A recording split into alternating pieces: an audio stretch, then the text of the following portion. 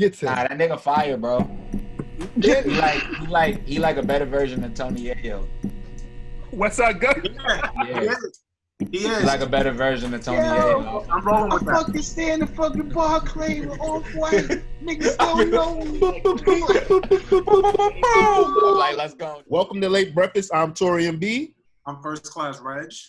No, what I was saying is Start? it's so many of you guys, but the personalities are so distinctive. And like, if you watch 2 or 3 episodes, you already have a favorite and you already have a not favorite or someone that you have an opposing opinion with. So you guys are really killing it. And then you add the merch and the weekly drops and, So we're about to get into something that's heavy and lighthearted, but I think it was a highlight for the weekend.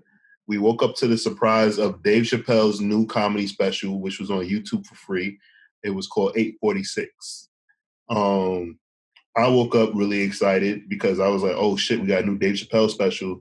Is he going to talk about, what's going on with the whole George Floyd thing? Is he going to talk about Azealia Banks? Like, what is he going to address?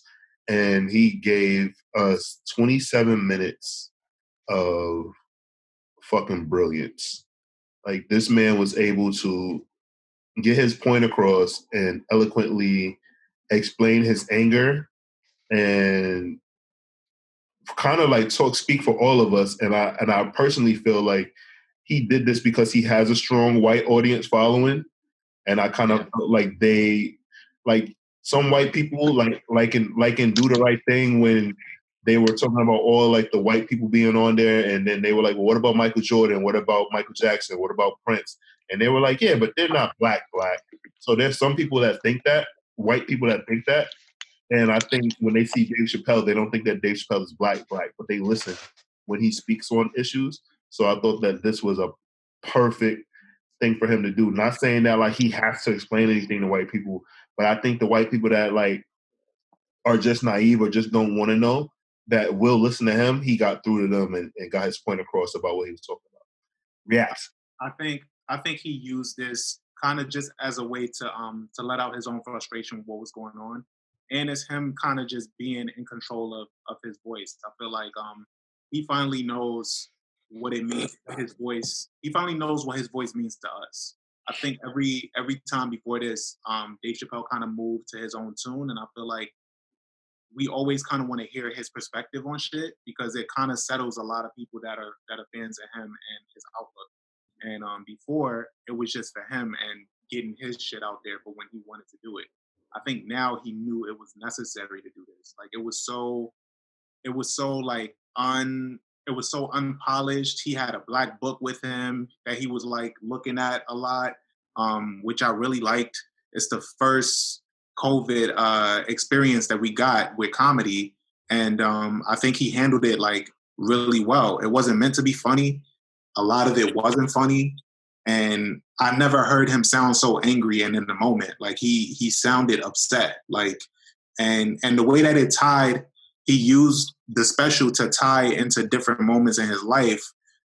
And it just made everything that was happening so much closer to his heart. Because I mean, like he notated in the special, like 846, that's the time that he was born, or the cop that killed I forget the person's name that it Mike was. Brown. Huh? The cop that lived in their neighborhood was Mike Brown. Right. So yeah. So he made that killing, but the day before that was the one that pulled him over. So like he was able to like tie all of these things and make them closer to him and tell you why they're closer to him and why they matter. So like I thought it was brilliant, man. It was really brilliant, and I'm glad he used his voice the way that he did. I'm gonna counter. I think that at this point in his career, watching Dave Chappelle is almost like watching a masterclass in comedy, because he's always been able to like be vulnerable with the topic, but find a way to make you laugh. And I love like all the points you brought up. It is like an emotional roller coaster, because that's what this feels like. It's anger, it's sadness, and it's finding the pockets of joy and the little moments that he gave you, the laughter to digest all of that. My only qualm, I have a lot of good things to say about it, but I think we're all going to have good things to say about it. So I'm going to counter by bringing up where I think he fell flat.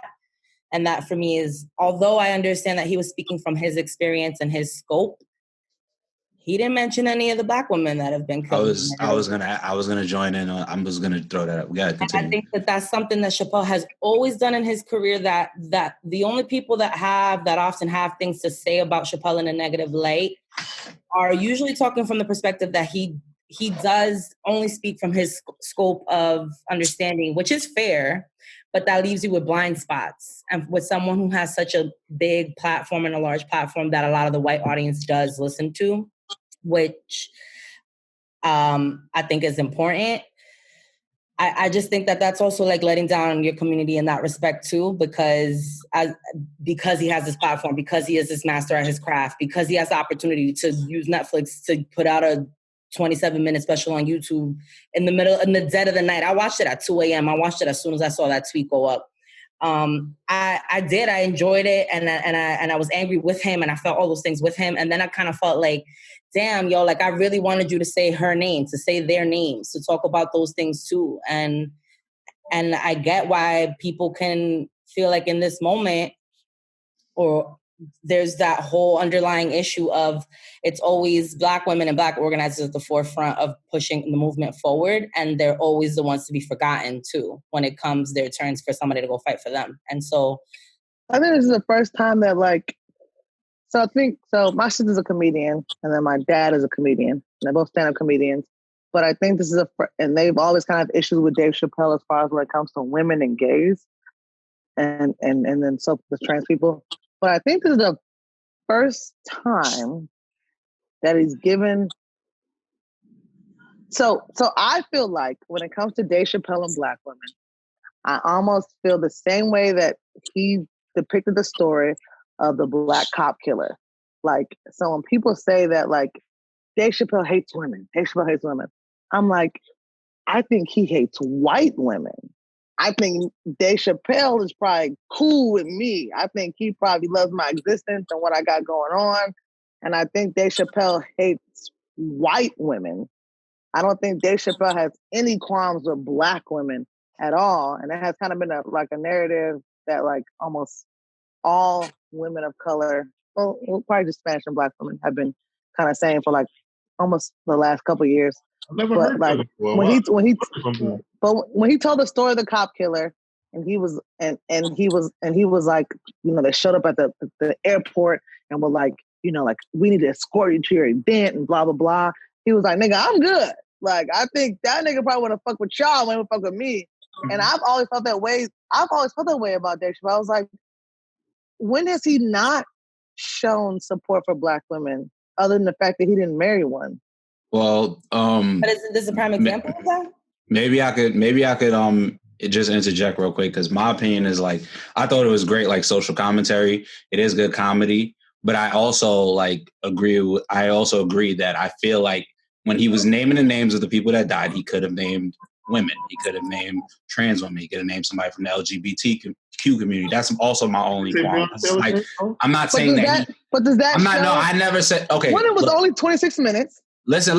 I understand. I'm not trying to cut you off. It does not show that. But no one has ever given me a declarative statement of Dave Chappelle not supporting. But let's be clear. It's not about not supporting. Real quick, I'm sorry. Since I'm the one that brought it up, I want to be clear. At no point in my statement did I say that Chappelle hates Black women. What I said is that he failed in this moment to bring to light that Black women are also being killed by cops, and at this moment. No, man. I don't know if you know. I never said that he hates Black women. No. I don't know if you know, but that's been a narrative for like almost like 5 years that Dave Chappelle does not support Black women. My sister's a Black comedian. One thing she believes that. One thing I will say is why a lot of them, I have heard a lot of like gay women and the LGBTQ community in general. And I've also heard women gays or he doesn't back down from them. So the thing is, like, he will not apologize. And I think sometimes that's inherently a problem. Because you have to apologize for certain shit. No, I think with comedians, I think sometimes the audience think if he makes fun of me, he doesn't support me. Yeah, of course. Some people do that. Of course. And I think and that's why I think he gave that very specific example of the cop killer is I make fun of everything, it doesn't mean I don't have your back. Oh no, of course. But I'm just saying that, like, in my opinion, I don't know if that's what his true beliefs are. All I'm trying to say is I don't believe that Dave Chappelle hates like the Black LGBT community or he hates Black women. I just believe that in that moment he could have used that opportunity and his platform to bring up Black LGBT, Black people also, because they're under fire from us, like even our own people. Like that's like, oh, you trying to minuscule, you trying to diminish other people's. No, we all are fucked up. We have to listen to everybody because we have to fix all of these things. So I think, like, I'm not saying, but that's, I mean, that's like super critical. Like, I don't know if like I was like giving a 25-minute dictation on the plight of Black America that I could have hit every cause. Oh no, I didn't say that. All I'm saying is he could have just named one woman or two women. Yeah, I don't think it would take a lot. It don't take that long. And if he didn't, so what? I mean, I'm not arguing with you. I get what you're saying. I'm not arguing with you. They're underrepresented. And when you are underrepresented and you are harmed and you feel like nobody really cares for you, you're going to want someone to care for you. And so Dave Chappelle is the forefront and plight of that cause? Well, he's not the forefront of it. Why are we, I'm trying to figure out why are we picking Dave Chappelle? Because he's the first one. 26 minutes. We're talking about his stand-up, and that was my critique. Every single fucking person has been talking about it for the past 90 days. That's why we're talking about it on Late Breakfast, because it's a hot topic. And guess what? Every single person for the past 90 days hasn't mentioned gays or women. That's a problem. They've only mentioned men. And that's I thought it was weird. I mean, that's an issue. But we also have been I don't know. Well, your timeline's probably different from my timeline, but my timeline is very heavy on attacking people that are excluding Black trans, Black gay, Black women. Like we're shutting down all that. Oh, then don't march for it. Like we don't need that right now. That's like we don't need that. Like yes, we are bringing up George Floyd's name, but there's also women that die. Black women, Black gay people, Black trans people that die at the hands of the police also. But I think when you say that, in my opinion, I think when you say that, you're kind of a part of the narrative of the white people who say like that people who wear Black lives, who are part of Black lives, protest and destroy property are like trivializing away from the march. I think when you say that, like you can't. I mean, you gotta like you can't say because you mention one downfall means you don't support all downfalls. I did. We didn't say that though. That's why I think that's what that says though. That's what that says though. You know, when a Black man takes 26 minutes to tell you about why killing Black men is wrong, it doesn't mean that killing Black women is right. But they don't understand that because we don't hear that. All we hear is Black men, Black men, Black men. But we don't hear Black women. The thing is here that and I completely see what you're saying, Lindsay, and I see what everybody else is saying too. I think the thing is though, him not mentioning Breonna Taylor, and I didn't think about this honestly until just now, but him not mentioning her and seeing the little coverage that she's already getting, this would have been huge for that case. Like that video already has over 20 million views and it's been up for about 3-4 days. So I think that could have did. But I think that's taking away from what we're all saying. Just because you choose 25 minutes, and I'm you know, I think it was longer than that. Just because you choose your 25 minutes to talk about Black men doesn't mean you're saying fuck Breonna Taylor. That's not what he's saying. I'm saying none of us are saying that though. Nobody's saying that. But that's I'm saying, but that's what it feels like. Because now you're taking away from his 25 minutes. No. Can I say what it feels like? I think it's alarming to me even to come from the perspective of mentioning her or anyone else is taking away instead of saying it's adding on. Yeah. Like, why not add on to the whoever you choose to mention in whatever platform you mention, as long as you're mentioning a wrongdoing. I don't think that you're trivializing another wrongdoing because you mentioned this one. Like, what if I'm a trans Black woman and I choose to only mention trans Black women on my social media? It doesn't mean that I think that what happened to George Floyd is wrong or not wrong. All I'm saying is, I think all we're saying here in this situation is that the Breonna Taylor case could have benefited from some shine from this. Nobody is talking about it. Breonna Taylor's mother has never mentioned any trans women at all. And a trans woman from Atlanta. Well, I think that's irrelevant to this situation right now. That's irrelevant. And a trans woman from Atlanta mentioned that. Okay, one thing I will say is I get everything that you're saying, but right now, I get everything that you're saying, but right now, like what you said, it feels like you said it feels like that's what we're saying, but that's not what we're actually saying. We're trying to explain to you what we're actually saying. The thing about it is like I do get that sentiment because again, everyone that in here knows me. I say a lot of wild shit.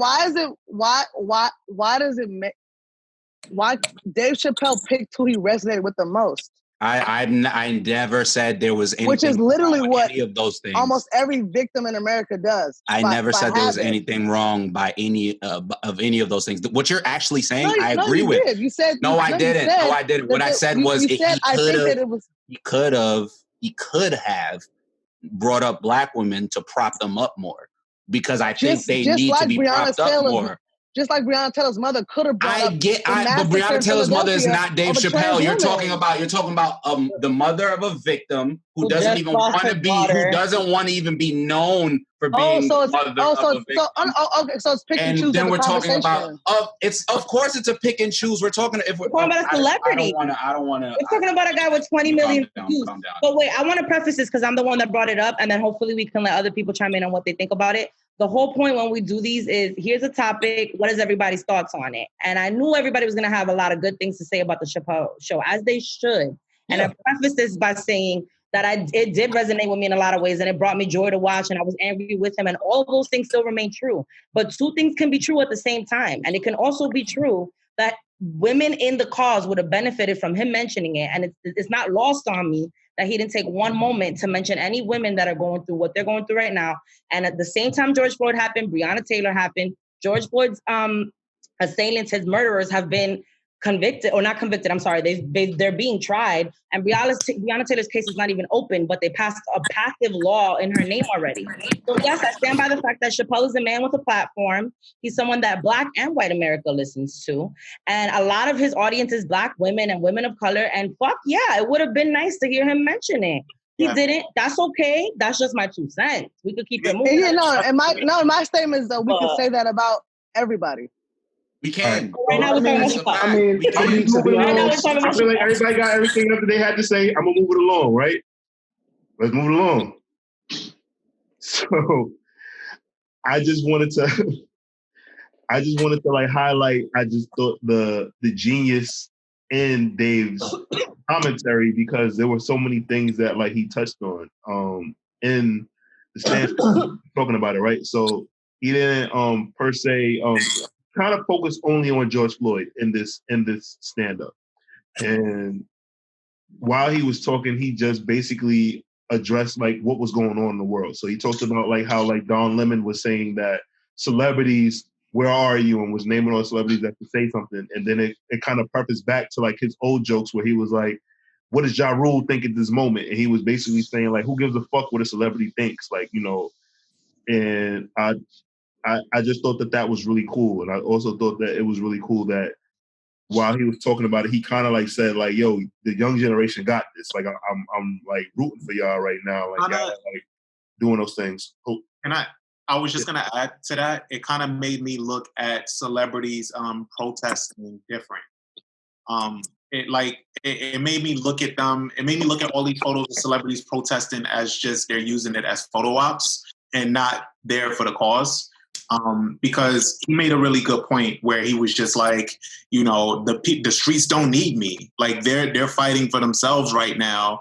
And I also think, you know, if celebrities want to help, the streets ain't the place for them to help. They can help in a lot of different ways behind the scenes. Open your purse.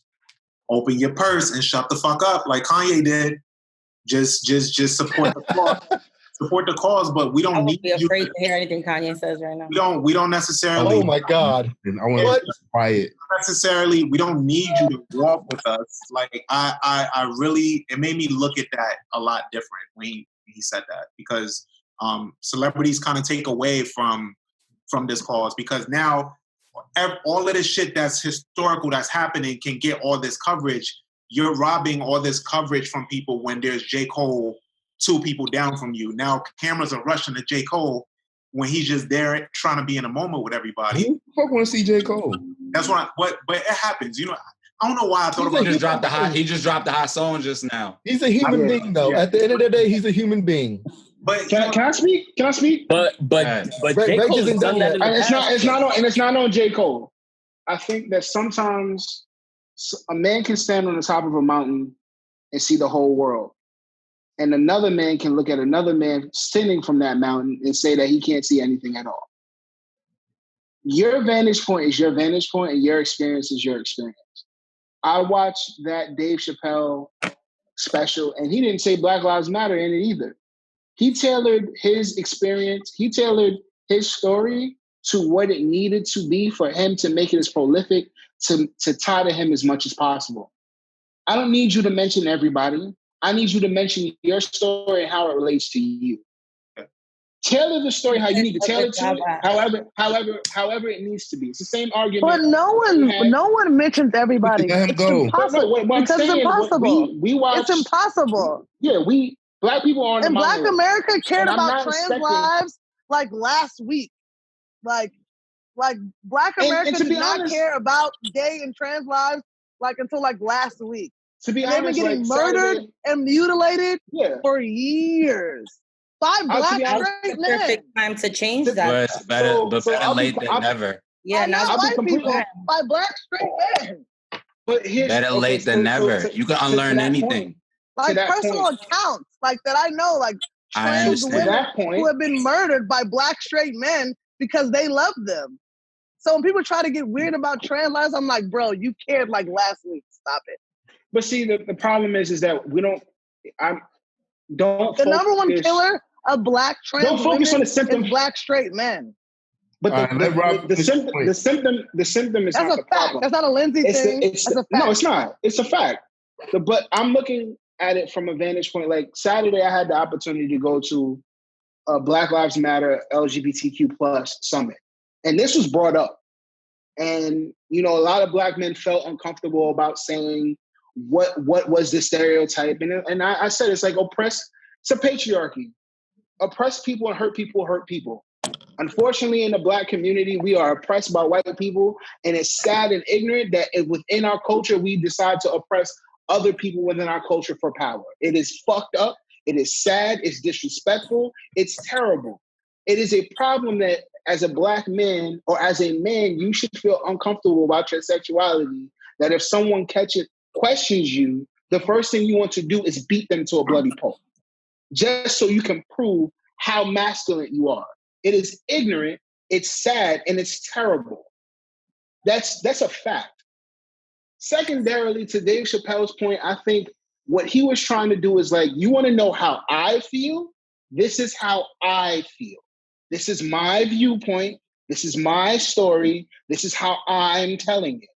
I'm not saying that anybody else doesn't matter, but if I want to tell my story to my comedic genius and how it relates to my life, there's not a moment in Sandra Bland's life that ties to my life at the moment. Not to say that it doesn't matter, but if I told you that Mike Brown got killed the day before a cop stopped me, the same cop, that's important to me.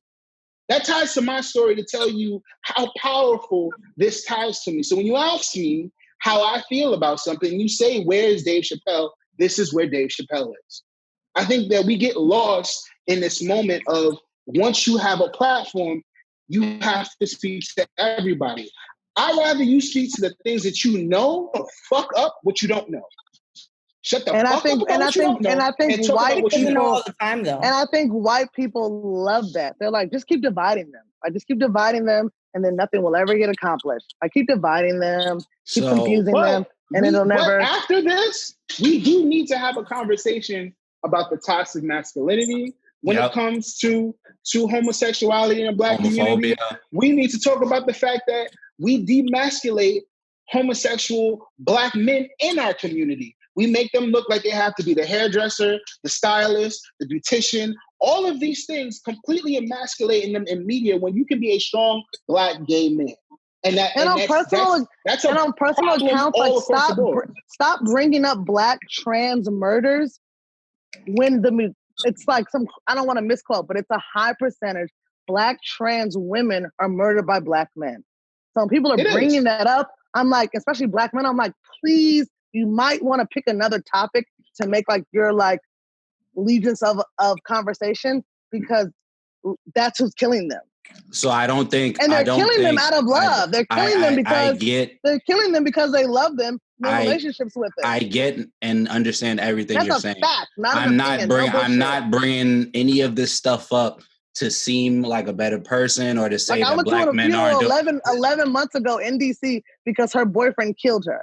I understand that. And what I'm saying is I'm not bringing up that we have to care about Black trans lives to seem like a better person or to even argue with anybody about it, because to flippantly say it about a Dave Chappelle 25-minute special. What I said. Okay, so listen, Dave Chappelle made the same "who gives a fuck what Ja Rule thinks" joke. I love that joke because I don't give a fuck what Dave Chappelle has to say about the Black community unless he's doing good for the Black community.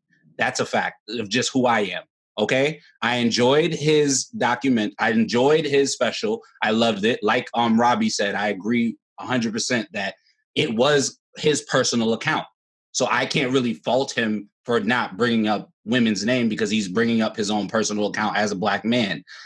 What I said was he should have brought up Black women to probably prop them up more, or even Black trans women to prop them up a little bit more. That's it. Not to say that like he has to. Like, I feel like he probably should because he has that platform to do it. Like, and it's just, I don't think it's anything to really like look up those names.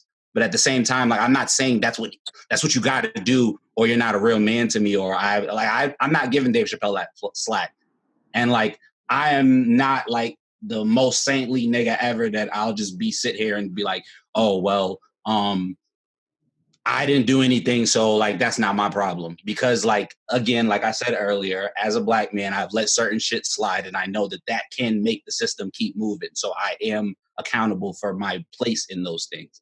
But I am working to unlearn that shit, and I'm also working to teach people to unlearn that stuff. So I will keep. I think we're not a monolith, right, Colton? We're not a monolith, and I think this moment we need to do inventory as a community. Dave Chappelle's special was amazing, and clearly we're taking this to a different conversation. Right now, the focus is anybody who looks like me, whether they're male, female, or whatever intersectionality they relate to me. If we share the same skin color, we are in the same issue. When we get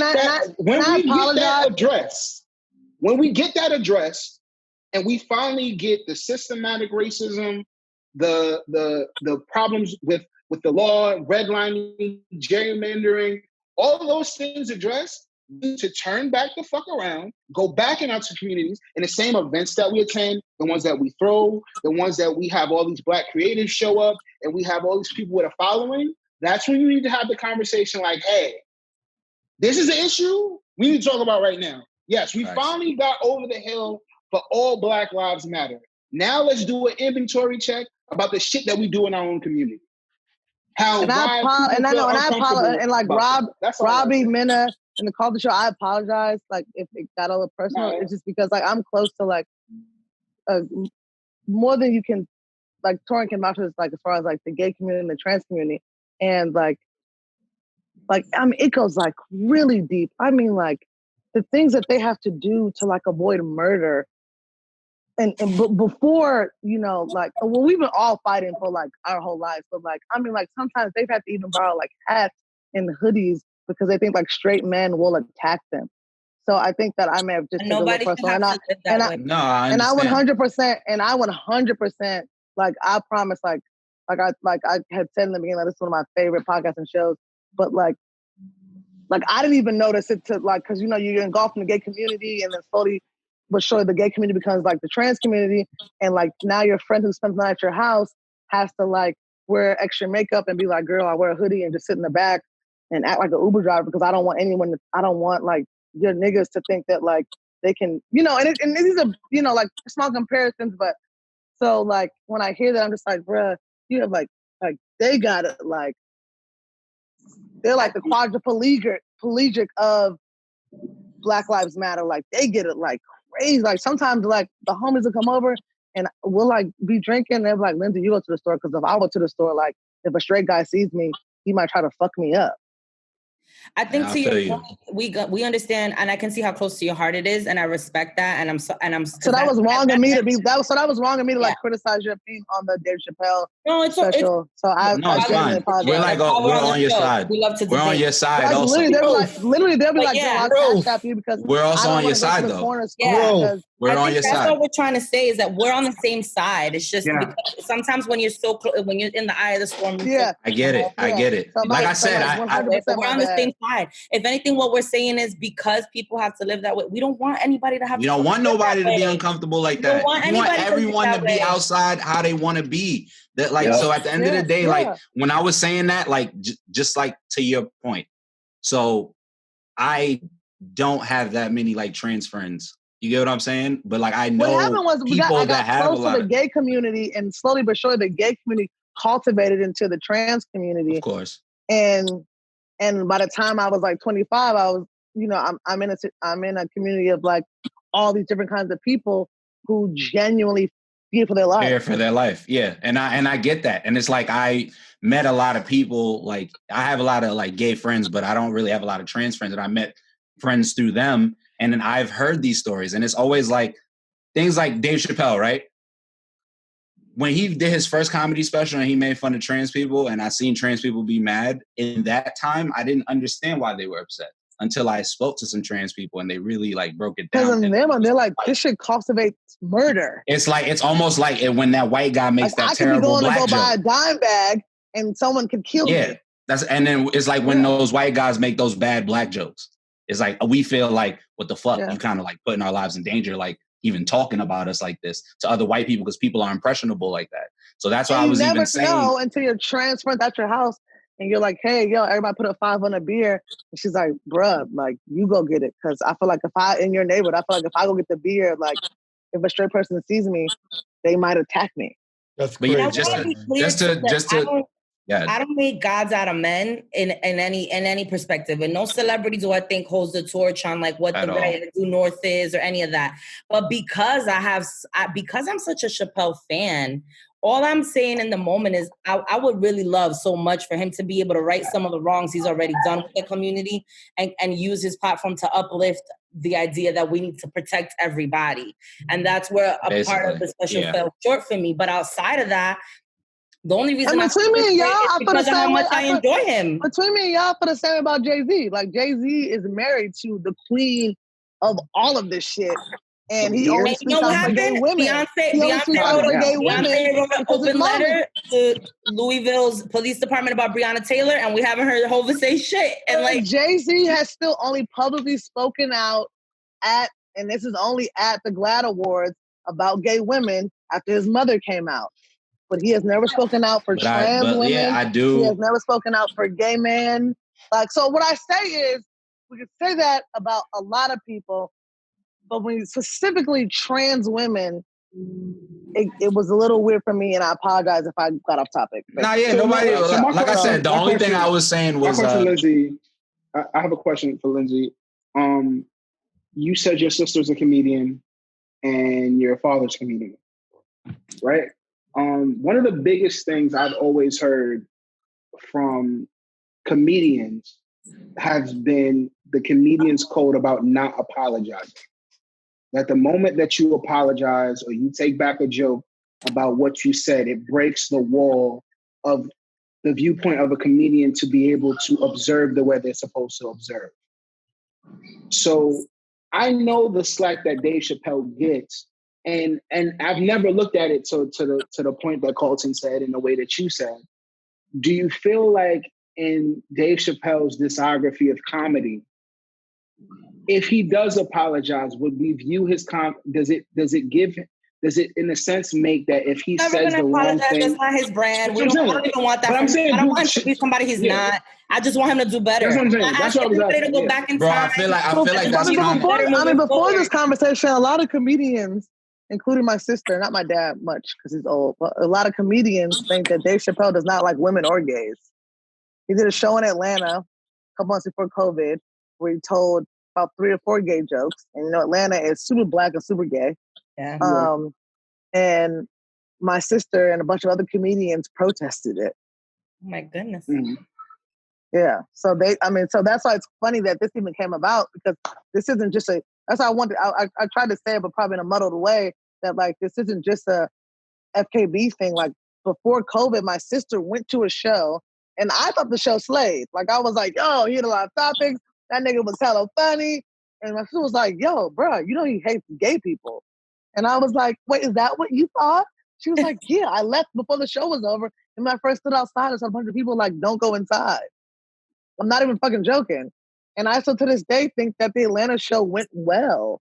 And my sister was like, Lindsay, he hates gay people. Viewpoint on comedy in general, though, too, because I grew up, like, my dad had me on, like, all these guys that wouldn't be able to do stand-up today, like Pryor and Carlin and, like, Blazing Saddles. And, like, so I think I have a very heavy point, or not heavy, but I have a really high tolerance for things that a lot of people think are distasteful today in comedy, that I could be like, well, if the joke got off and you did a good job crafting it and it was funny, people are going to be like, fuck it, it was funny. I thought the things that Dave Chappelle said about gay people in Atlanta was a dramatization of what I actually saw in Atlanta. So I didn't think it was offensive, because I'm like, well, gay people kind of do that in Atlanta. Yeah, you kind of cartoonicize, I don't know if I'm making the right word, but dramatize it in the comedy. But I was like, gay people kind of do everything he listed. And my sister was like, but he did it in an offensive way. And my sister's a comedian who literally makes fun of abortion. That's how I was like, I'm still lost. Yeah. And that's what I mean. When it comes to comedy, the rule of comedy she makes fun of abortion and prostitution in her stand-up. It's never apologize. Because the moment you apologize to a community, that means anything that you say that someone feels offensive, you're going to wind up continuously apologizing. But I also think that things change, bro. I feel like everything evolves. And I feel like there's a point where if you decide, is your job your morality, or like, is your job your principles, or are your principles your principles? You get what I'm saying? And I'm not like attacking Dave Chappelle right now, or like I get the rules of comedy, but there are times where comedians make a joke, it hits, they realize it's in poor taste, and then they be like, all right, that was in poor taste. I didn't mean to do that shit. And I feel like that doesn't take away from the joke. I also feel like sometimes those questions are kind of rhetorical, because everyone takes things different ways. Like, I don't take a lot of shit personal, but I could also see how other people can take shit personally. So that's why I speak out for shit like that.